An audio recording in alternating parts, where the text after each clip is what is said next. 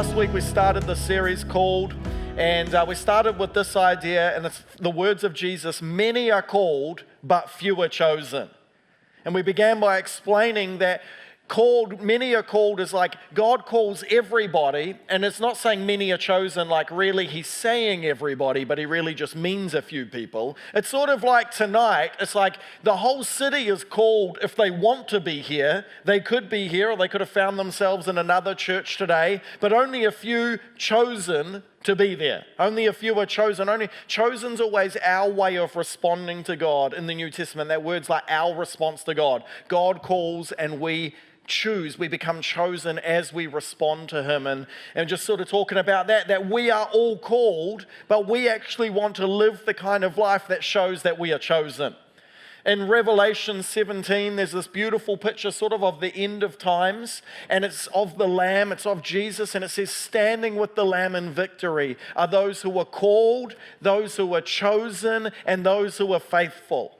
And I just think that's a beautiful picture. God calls us, and we want to respond in such a way that we are chosen and we are faithful in that choosing, that we live out this called life that God has for us. And that's what I want for every single one of us. So if you miss anything tonight, know this, that you are called and you can become chosen.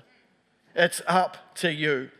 Our callings are multi-dimensional. We talked about that it's not just like one thing, but actually like there's all different angles. And through this series, we're going to look at it through different angles. It's like we're called to our families. We're called to God. We're called to relationships. We're called to God's church. We're called to different work and vocation. We're called to different assignments. We're called to doing good. Actually, our calling's a really big idea, not just a one answer of what your calling is. And so we're going to explore all of those different aspects. And really, what I'm hoping is going to happen over these next sort of 10 or 12 weeks is that we are going to find ourselves on Monday filled with purpose and filled with God's presence. That we're going to find ourselves, no matter the season, no matter the job, no matter the environment, we're going to experience deep purpose in our lives, and we're going to experience God's presence everywhere we go in our lives. And I think if we can grab a hold of what the Spirit wants to do through the teachings over this next little time, that is the transformation that will happen for every single one of us.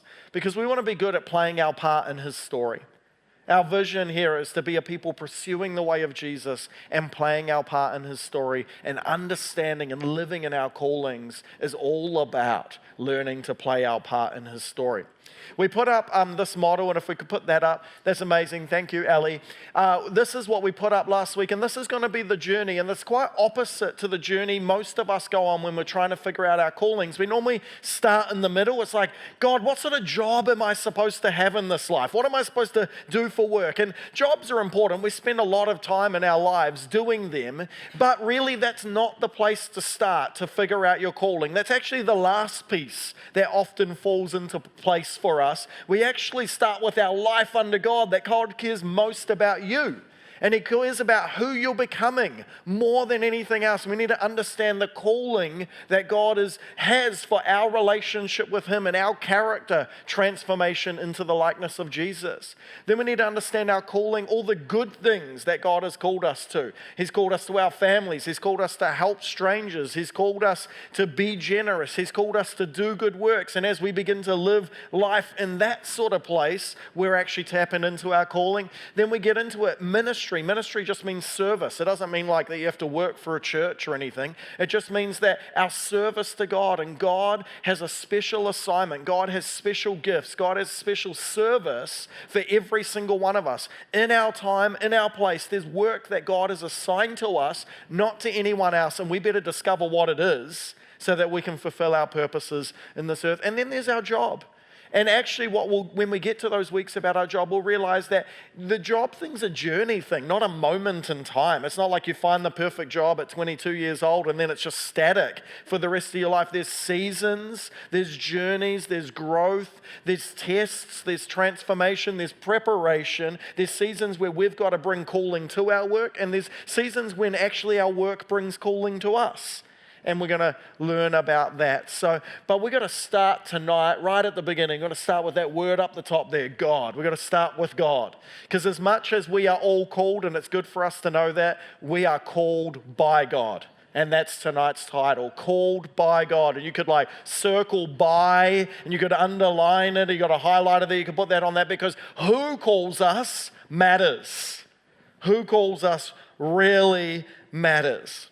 It seems like getting lost has become a thing of the past, but I remember times when people got lost. Like pre-phones with GPSs and the little blue dot that can find you no matter where you are, pre that, people used to get lost. I remember going on family holidays, and our family, we had a V-dub combi. I didn't realize how cool it was. I was embarrassed by it back then. It's like, oh, my parents are hippies. This is so weird. Pick me up in something else from school. Smoke's blowing out the back. But I remember we'd go on family holidays, and Mum would have this map that folded out, and it got bigger and bigger and was like over the whole thing, and Dad would be driving and he always liked to take back roads to places, and we would be lost. We wouldn't know where we are, and you're trying to figure out on this map. I know I'm speaking like half of the people, you're like, what? A map? A paper map. Yeah, a real thing. Like this other thing used to happen when people invited you over for dinner, if you hadn't been to their house before and you didn't know the street name.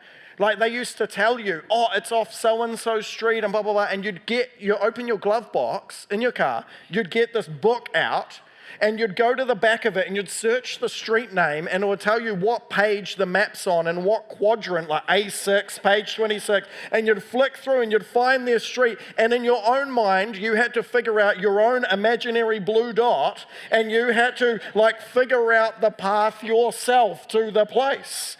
And if you got lost along the way, you had to find a street sign, go back to the back, go back to the quadrant, and start the whole process again. It was a real thing.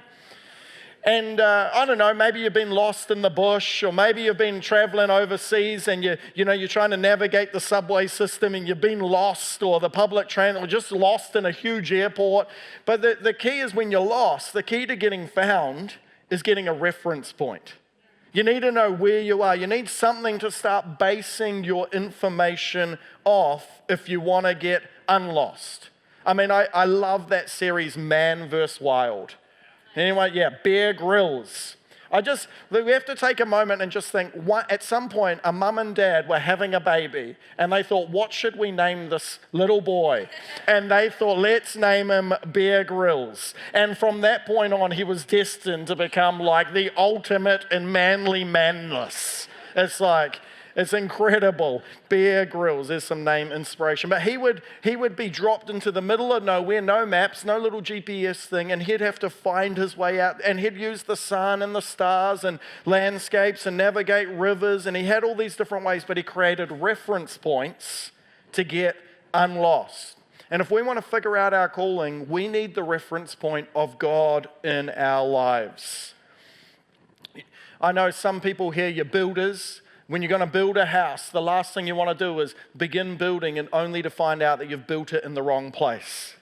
That's why the first thing, before you start building, you're building a new property. From my understanding, the surveyors come in first, and they make sure all the boundary pegs are in the exact right place. And then from that, you've got your point of reference, so you can figure out where the corner of the house is going to begin, and you start profiling it out, and you start figuring it out from there. We don't want to spend our whole time building our lives, rushing around, chasing after things, studying, doing this, going through this relation, that relationship, only to realize we started from the wrong place. We don't want to waste any time here. Life's really short, and it can be really long when you make bad decisions too. And so we want to get the right reference point. Who we're called by matters, and he is our reference point. Proverbs 9 verse 10, one of the most important scriptures in all of the Bible, says this: fear of the Lord is the foundation of wisdom.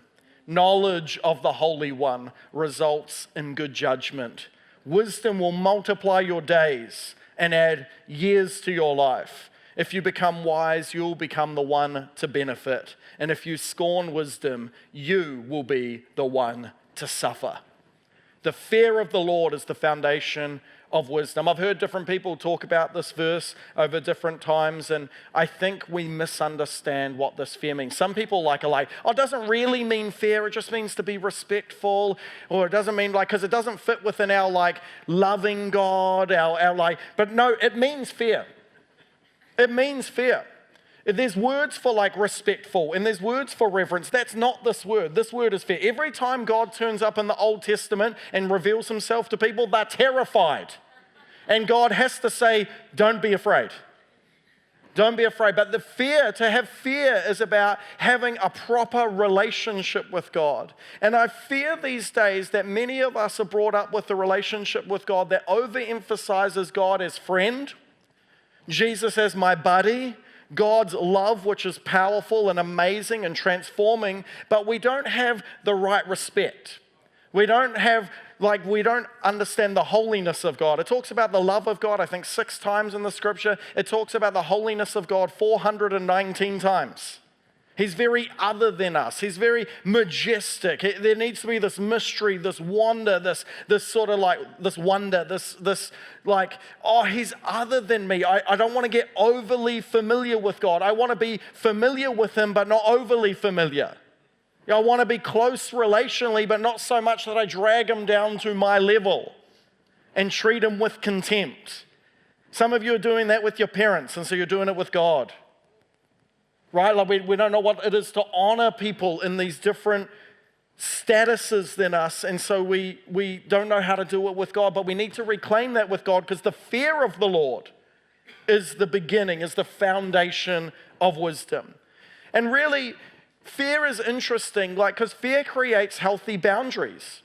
Like when I heard someone say this morning that their friend saw a 4.5 meter great white shark out there the other day, so when they got invited to go surfing at the island the following day, they thought, no thanks. Right? Because the fear creates a healthy boundary. If you're terrified of heights, the fear keeps you from the edge and from falling. It's a healthy thing. But here in the scripture, it's not so much talking about the emotional response as it's talking about a posture in our lives towards God. And Deuteronomy chapter 10, verse 12, actually, I believe, explains what the posture of the fear of the Lord looks like in our lives. So we can know, do I have the fear of the Lord? How do I muster up being terrified? No. This will explain the posture of somebody who fears the Lord. And now, Israel, what does the Lord require of you? He requires only that you fear the Lord your God. And then the rest of this could be understood as an explanation of what that looks like. Live in a way that pleases him. Love him. Serve him with all your heart and your soul. And you must always obey the Lord's commands and decrees that I'm giving you today for your own good. So how do we know if we're fearing the Lord? Well, we're living in a way that pleases him, that concerns us. We're loving him. We're serving him with our heart and our soul. And we're obeying his words. We're treating them with weight, not as great options, but as commands, as instructions that are for our benefit. Really, God is the realest real thing that there is.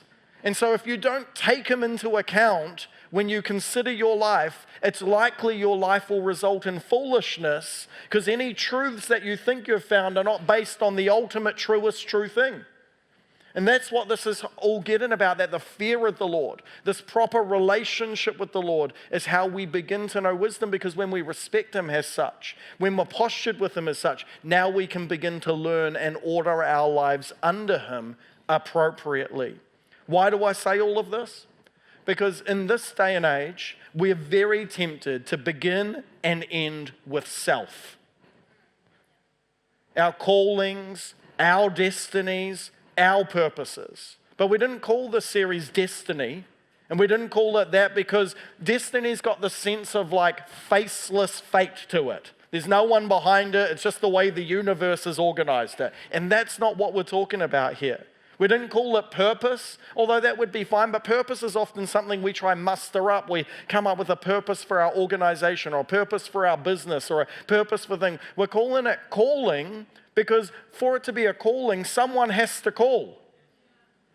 And in our lives, God actually calls us. That there's this personhood, this godly, beautiful, majestic, holy personhood behind the calling on our lives. I read this in a social commentary. It said, for many people today, to set aside their own path in order to conform to some external authority just doesn't seem comprehensible as a form of spiritual life. For many people today, to set aside their own path in order to conform to some external authority just doesn't seem comprehensible as a form of spiritual life. The injunction, that is the authoritative warning or the order, is, in the words of a speaker at a New Age festival, only accept what rings true to you and your own inner self.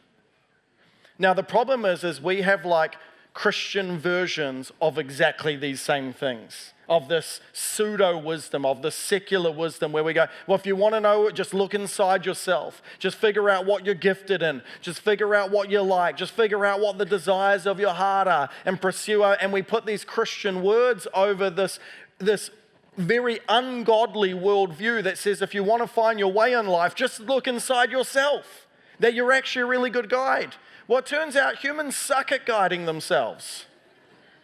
And we lead ourselves into all sorts of foolishness. And if we don't understand that we're actually in this world of two things going on. One, where we think that our inner selves are like the best guides ever. Look where that's getting people. That is not a way to make decisions about our calling. And the other thing that's going on in our culture that we're being brought up in is that anything external that is asking us to do anything that doesn't align with our sense of inner self is somehow oppressive. And we're like, if the government says anything, if our parents say anything, if our boss says anything, if the culture says anything, if the pastor says anything, if God says anything that doesn't align with what I think is true, or what I already believe is true, it's seen as oppressive, and therefore it needs to be taken away. Now, if we continue to be formed in that worldview, we're going to have a real hard time following Jesus. Because Jesus is going to ask you to do things that you don't agree with.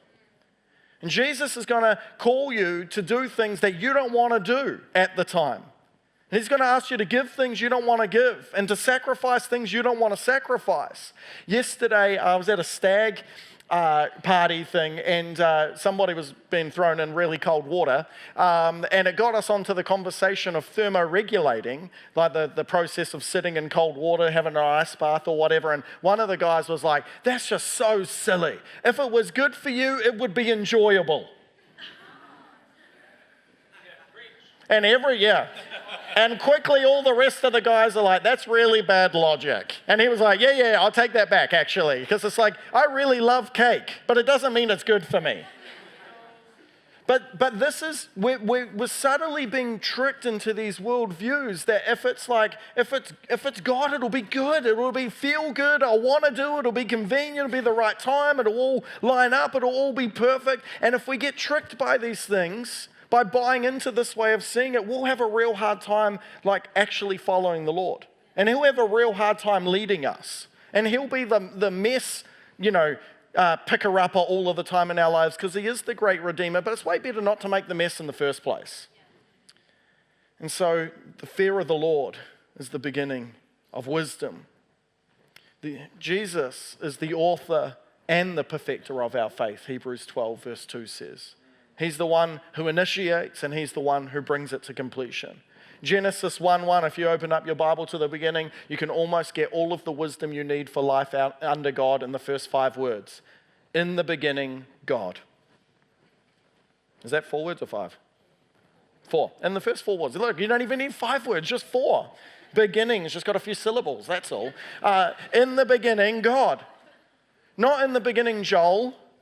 Not in the beginning, curate. Not in the beginning, you. Not in the beginning, your parents. In the beginning, God. The story starts with him.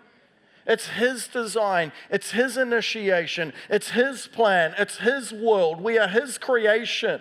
He's coming back. He's got a plan. And therefore, he's the one who calls. He's the one who gives purpose. He's the one who invites us into his story.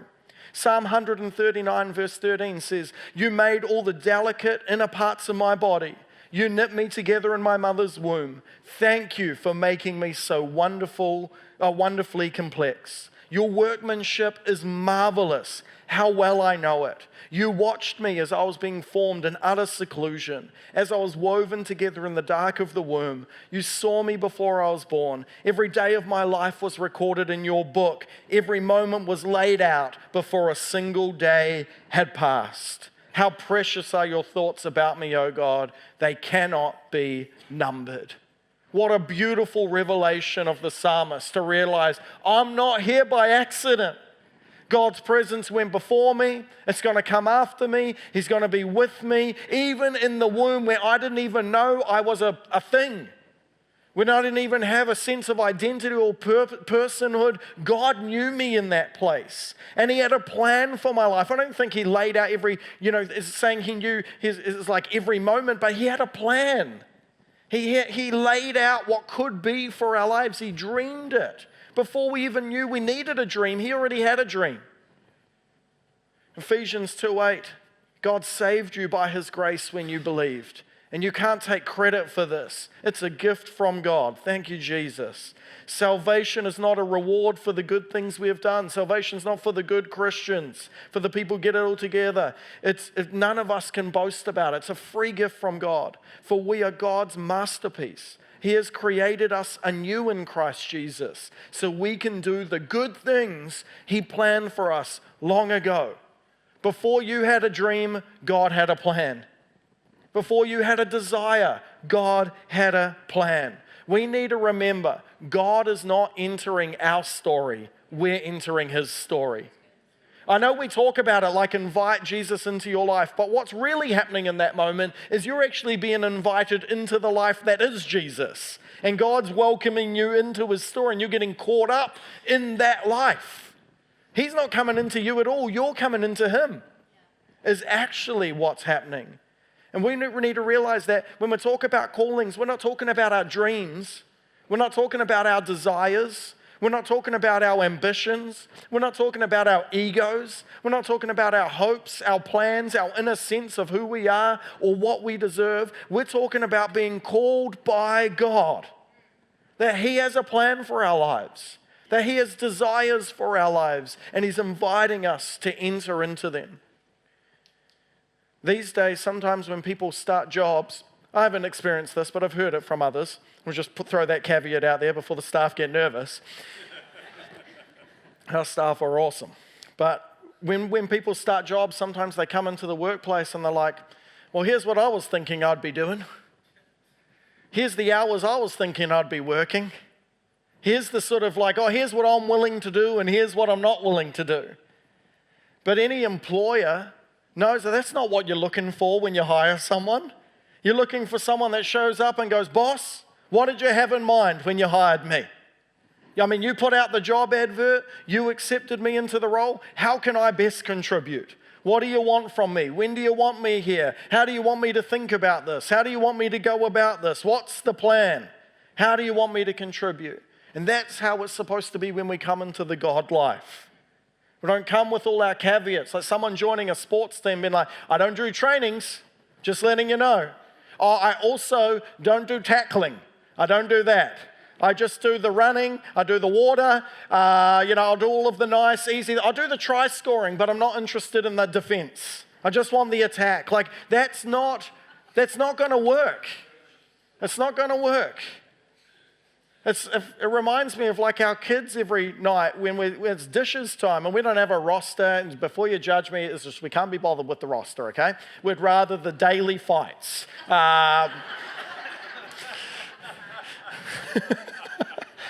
That's true. It's different kids are out every night. I can't figure it out. So it's just the divvy up the jobs based on whoever's home at the time. But there's always jobs that, it's like washing seems to be the worst job in our house. People are okay with the clearing. Someone's trying to convince you that putting away is an actual job. Everybody knows that putting away is not a job, okay? That's a part of one of the other jobs. It's like, I'll wipe the table. Yep, you will, and do these other three things. But there's always this fight, and people have these like, this is what I'm willing to do. It's like, no, just do what you're asked. Just do the plan. Everyone will have a different job, and it will all work together. When it comes to our calling, we have to start with God, not ourselves. Hopefully that's my big point tonight. Hopefully it's coming across. We have to start. It's like, yeah, don't hit me from another side with it. It's a life under God, not life under self.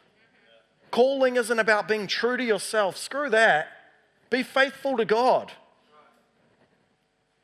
Here's the thing. We can trust how He calls us because He knows us better than we know ourselves.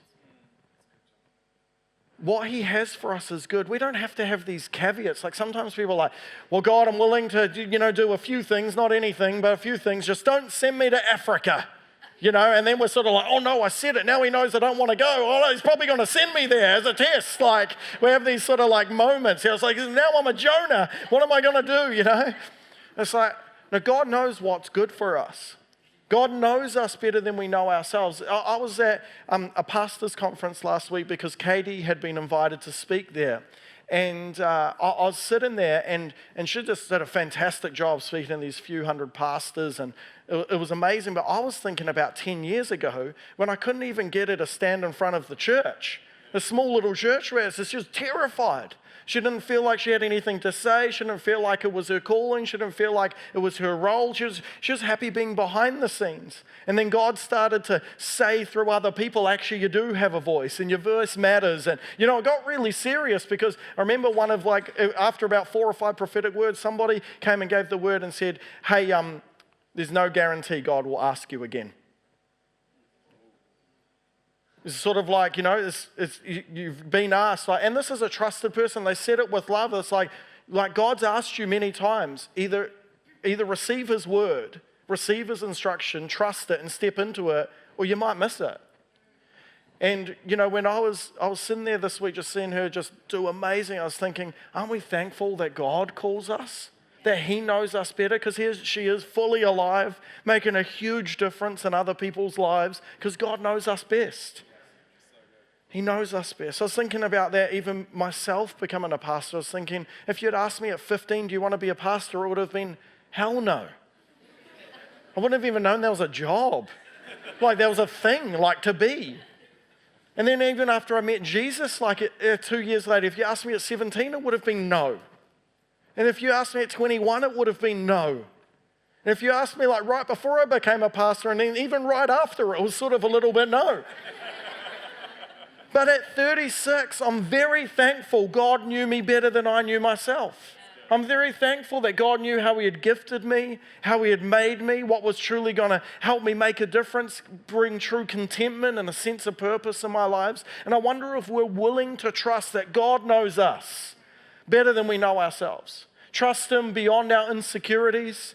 Trust Him beyond our desires. Trust Him beyond all of our conditions that we've, decided God has to work within in our lives, and just go, God, whatever you want, because I'm called by you. Some people misunderstand this verse, Psalm 37, verse 3-5. It says, trust in the Lord and do good. That's an awesome instruction. Then you will live safely in the land and prosper. Take delight, and make note of that word delight. Take delight in the Lord and He will give you your heart's desires. Commit everything you do to the Lord. Trust Him and He will help you. And I've heard a lot of people, they emphasize just a few words in these few sentences. He will give you your heart's desires. Right? We create a faith journey that's shaped around a few verses taken into context. It doesn't say He will give you your heart's desires. It says take delight in the Lord and He will give you your heart's desires. The Hebrew word for delight doesn't just mean to find joy in. It actually means to be molded by. It's like a word picture of like clay on a potter's wheel, and that you take delight in the hands of the Lord, forming you however He wants to form you.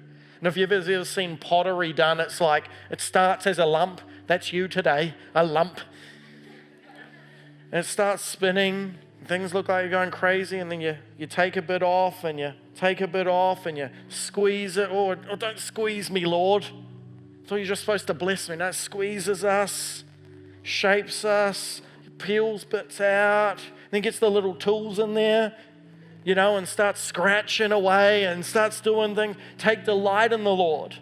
Like, let him have his way with your life, and then he will give you your heart's desires. And why will he give them to you then? Because your desires have been molded after his desires.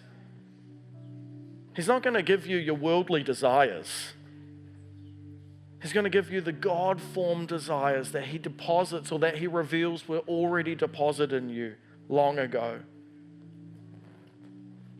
God has a really big story he's inviting us into.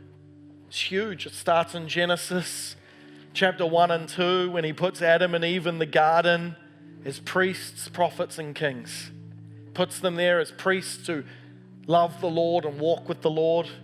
Puts them there as prophets to know the word of the Lord and to pass the word of the Lord on generation to generation. And he puts them there as kings and queens to take dominion over the garden, to not just keep the garden, but to expand the garden throughout all of the earth. And we know that they failed a bit in their job. They lost their way. There was unclean things in the garden like the serpent. They tried to take life into their own hands and they found themselves thrown out of what God had originally intended. But God hasn't given up on the project. And the scriptures start in a garden and they finish in Revelation in a garden city. They finish with this beautiful picture of, yes, a more sophisticated humanity, but a humanity under God, as priests living with God, as prophets living in the Word of God, and as kings and queens partnered with God in taking dominion over all of the earth and being fruitful and multiplying the kingdom everywhere we go. And this is the grand story written from the beginning of time, and it'll be written till the end of time, and He's calling us to be a part of it. Through all those circles of who we are, with our life, with the good, with our jobs, with our ministry, He's calling us. And I wonder if we can trust that He calls us well to play the right role within it.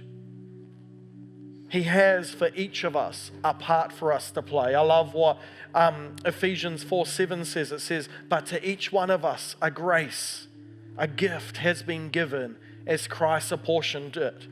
You know, He didn't give us all the same gifts. He didn't give us all the same roles. He didn't give us all the same stories. He didn't give us all the same challenges. He didn't give us all the same.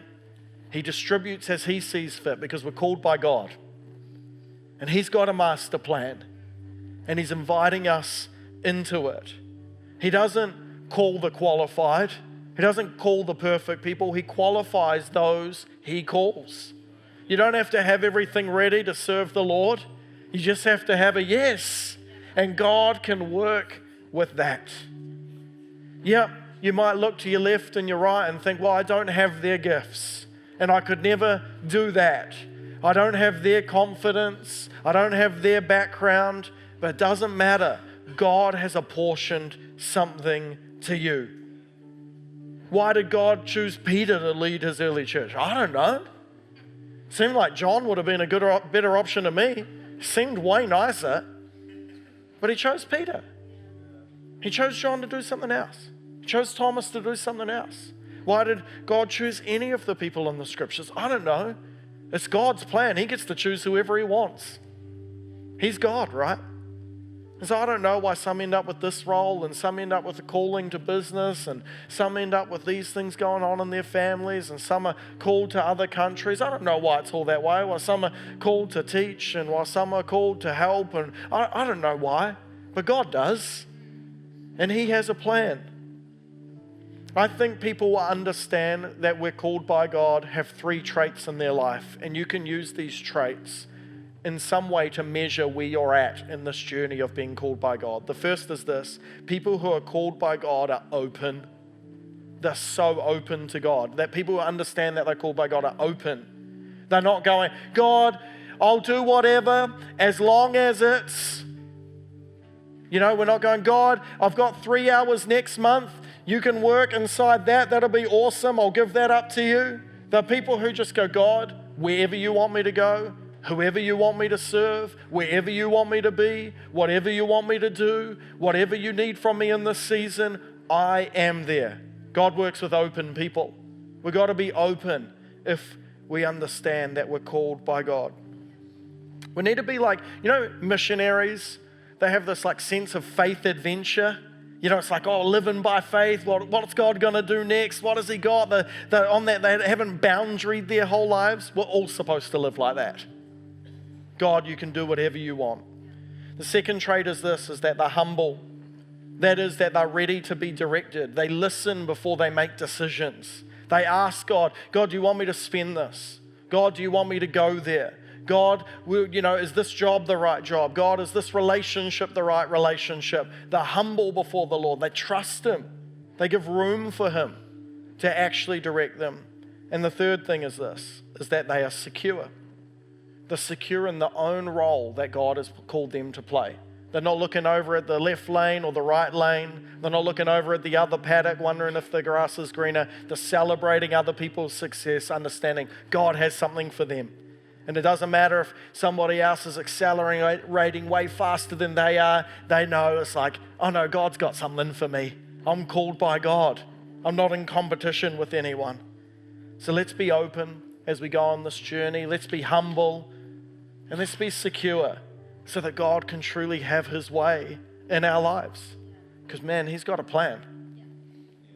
And I just want to live His plan, not my own plan.